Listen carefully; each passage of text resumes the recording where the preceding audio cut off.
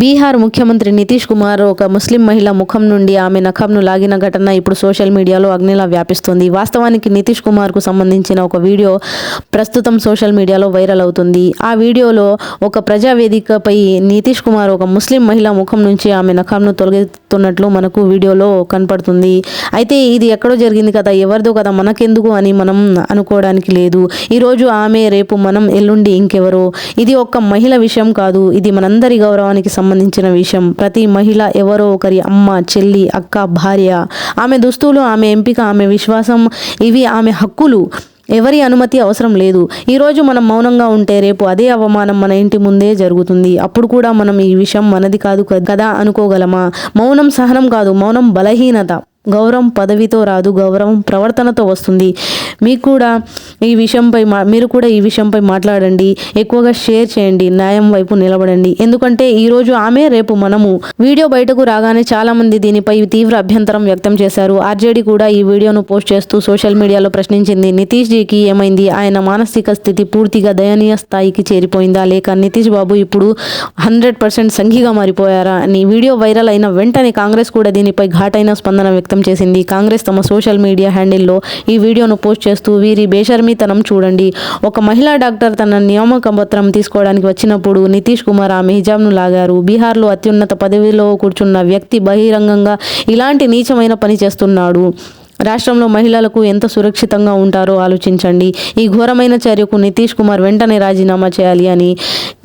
అయితే ప్రస్తుతం సోషల్ మీడియాలో వైరల్ అవుతున్న ఈ వీడియో కేవలం ఒక రాజకీయ వివాదమే కాదు, ఇది అధికారంలో ఉన్న వ్యక్తి యొక్క సున్నితత్వం, ప్రవర్తన మరియు ప్రజా మర్యాదలపై తీవ్రమైన ప్రశ్నలను లేవనెత్తిస్తోంది.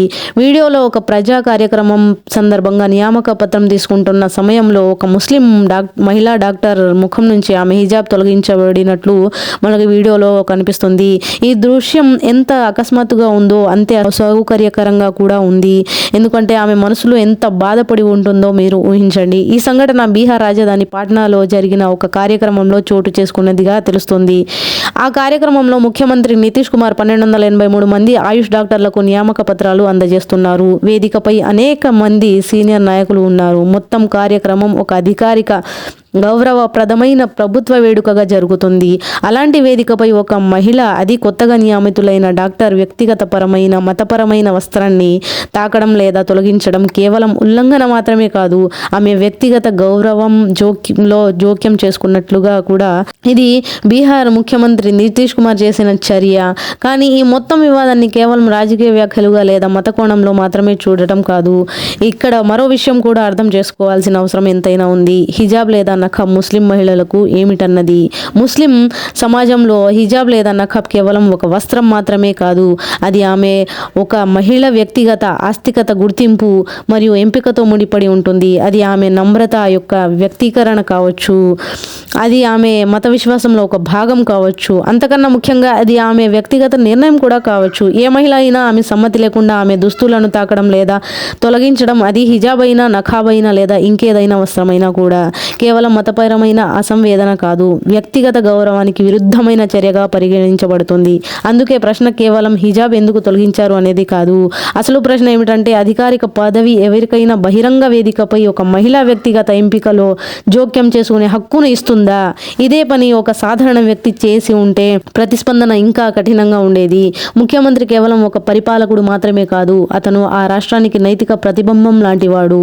అతని ప్రవర్తన సమాజానికి ఒక సందేశంగా ఉండాలే తప్ప, ముఖ్యంగా ఎదుట ఒక మహిళ డాక్టర్, అది వృత్తిపరమైన ఒక డాక్టర్ ఉన్నప్పుడు. ఈ సంఘటన అనుకోకుండా జరిగి ఉండొచ్చు లేదా తొందరలో జరిగి ఉండొచ్చు, కానీ ఈ దృశ్యం సమాజాన్ని మాత్రం ఖచ్చితంగా అసౌకర్యానికి గురిచేసింది. ఆమె ఎంత బాధపడి ఉంటుంది. ప్రజాస్వామ్యంలో నాయకులు విమర్శలకు అతీతులు కారు.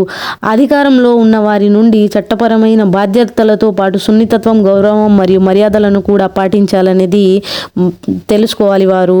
చివరికి ఈ ప్రశ్న ఇదే, ప్రజా జీవితంలో ఇంత ఉన్నతమైన కుర్చీలో కూర్చున్న వ్యక్తికి గౌరవం ఆజ్ఞల ద్వారా కాదు, ఆచరణ ద్వారా కూడా లభిస్తుందన్న విషయం అర్థం చేసుకోవాల్సిన అవసరం లేదా? ఈ మొత్తం అంశంపై మీరు ఏమంటారు? మీ అభిప్రాయాన్ని కామెంట్లో తప్పకుండా తెలియజేయండి.